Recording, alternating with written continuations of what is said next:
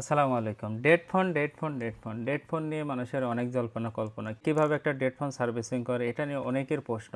অনেকেই শুধু কমেন্ট করে ভাই ভিডিও দেন ডেড ফোন কীভাবে সলিউশন করব, তার স্টেপ বাই স্টেপ কাজগুলো দেখান। তাদেরকে দেখাতে চাইলে এক ফোন নিয়ে প্রায় 4 ঘন্টা 5 ঘন্টা পর্যন্ত ভিডিও করা লাগবে, না হলে কিন্তু দেখানো সম্ভব না। এক জায়গায় মার্জ করে আমরা কিছু তথ্য আপনাদের সাথে শেয়ার করি। আজকের ভিডিওতে আমি দেখাবো যে রিয়েলমি C51 মডেল একটা ফোন ডেড, এটি কিভাবে সার্ভিসিং করবেন এবং এর যে পার্টসটা নষ্ট হয়েছে এটা কিভাবে ফাইন্ড আউট করবেন, শুধু এতটুকুন জানবেন। তারপরে ফোনের বাকি অংশগুলো আপনারা এটা দেখে দেখে আপনাদের অনুরূপ কোনো ফোন আসলে আপনারা সেটা সার্ভিসিং করার চেষ্টা করবেন। যারা নতুন তাদের জন্য আজকের এই ভিডিও।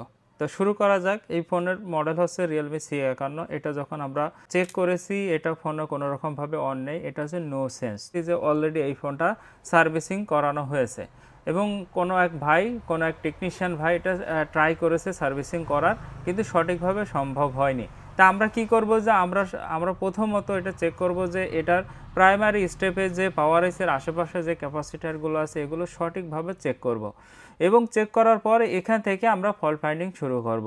যেহেতু আমরা পাওয়ার সাপ্লাই দিয়ে রিডিং চেক করেছি, কোনো রকম রিডিং পাইনি, নো সেন্স, মানে 1 0 এই পর্যন্তই।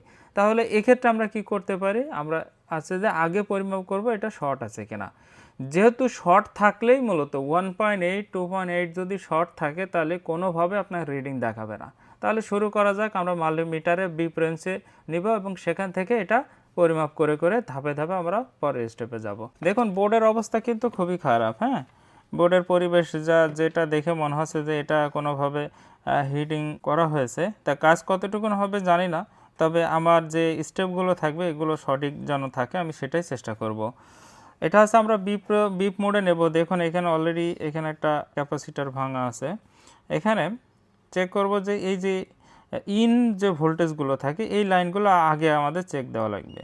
দেখুন এখানে দুইটাই কিন্তু বিপ দিচ্ছে, এখানেও কিন্তু বিপ পাচ্ছে। এখানে অলরেডি একটা ক্যাপাসিটার অলরেডি উঠে ফেলা হয়েছে। যেটাই চেক দিই সেটাই কিন্তু শর্ট দেখায়। এই ধরনের ফোন আসলে আপনারা চেষ্টা করবেন আগে আমি যেভাবে দেখাচ্ছি এইভাবে অনুরূপ কাজগুলো করার।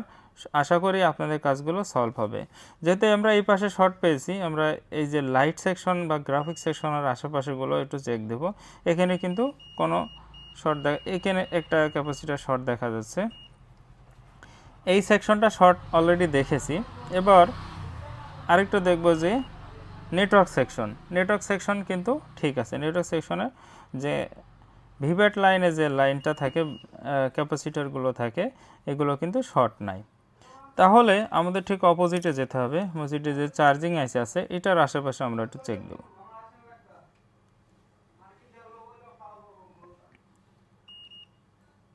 এটাও কিন্তু শর্ট নাই। প্রত্যেকটা ক্যাপাসিটার আপনাকে সঠিকভাবে চেক দিতে হবে। এরপরে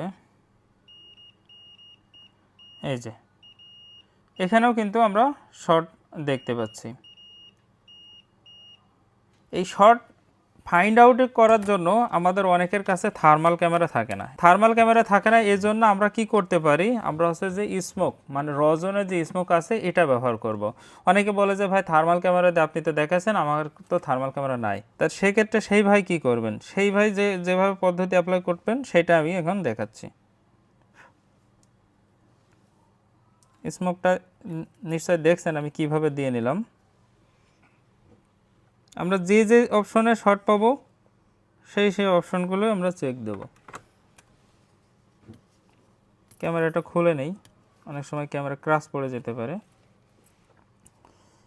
এই অংশে আমরা হচ্ছে শর্ট পেয়েছি, এই অংশগুলো আমরা স্মোক দিয়ে নিয়েছি এবং ঠিক অপোজিটে চার্জিং সেকশনের আশেপাশে দিয়ে নিয়েছি।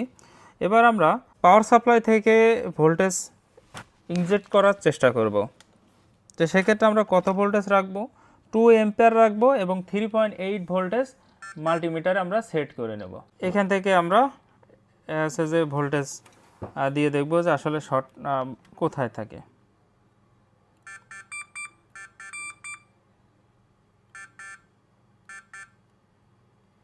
আমরা কিন্তু এই পাশে শর্ট দেখছি না, তাহলে আমরা এই পাশেই রজনী ধোয়া দিয়ে নিছিলাম। আমরা যে ক্যাপাসিটার আছে যেটা জিএনডি আছে, জিএনডির অপোজিট যে ভিভার্ট লাইন সেই সাইডটা টাচ করব।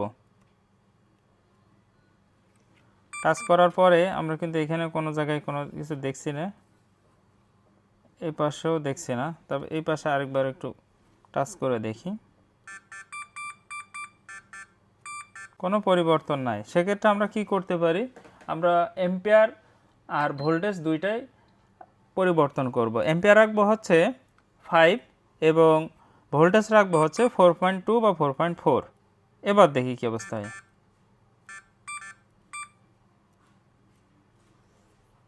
এই পাশে টাচ করার পরে কোনো পরিবর্তন পাইনি। আমরা আবার এই পাশে দেখব।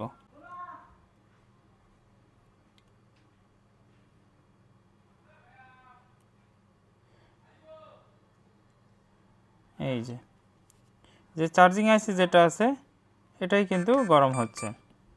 ঠিক অপোজিটে আমরা কিন্তু আর কোথাও গরম দেখছি না। আমরা আরেকটু শিওর হওয়ার জন্য আমরা আবার স্মোক ব্যবহার করে নিই।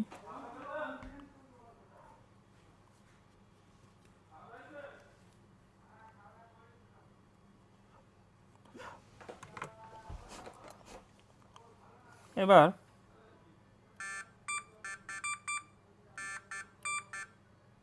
এই যে কয়েল যেটা আছে এই কয়েলটা কিন্তু শর্ট দেখা যাচ্ছে। কয়েল শর্ট দেখানোর কারণ হচ্ছে যে এই চার্জিং আইসি যেটা এটা হচ্ছে শর্ট, এটার কারণে কয়েলটা শর্ট দেখা যাচ্ছে, আর বাদ বাকি সব ঠিক আছে। তাহলে আমরা কি করব, যে শিওর হওয়ার জন্য আমরা আইসিটা কিন্তু তুলে ফেলবো, আইসিটা উঠিয়ে সাইডে রাখবো। আমরা এটাকে নষ্ট বলবো পরে। আমরা এটা তুলে ফেলার পরে আমরা আবার শর্ট চেক করব, যে ক্যাপাসিটারগুলো শর্ট পেয়েছি এগুলো আবার চেক করব। উঠিয়ে ফেললাম, এবার চেক করব। এবার আমরা আইসিটা তুলে ফেলার পরে আবারও বিপ মোডে চেক করব। দেখুন এখন কিন্তু আর কোনো শর্টিং দেখা যাচ্ছে না। ঠিক আমরা যদি অপোজিট সাইডে যাই, অপোজিট সাইডে এখানেও কিন্তু শর্ট দেখছি না। তাহলে আমাদের কিন্তু ফল্ট ফাইন্ডিংয়ের প্রায় যদি বলি প্রায় 70% কাজ আমরা সম্পন্ন করে ফেলেছি। আমার কথা যদি বুঝতে অসুবিধা হয় আপনারা কমেন্ট করবেন, চেষ্টা করব আপনাদেরকে আরও ডিটেলসে বোঝানোর। তো যাই হোক, এখন হচ্ছে যে আইসিটা যেহেতু শর্ট পেয়েছি আইসিটাকে আমরা পরিবর্তন করব।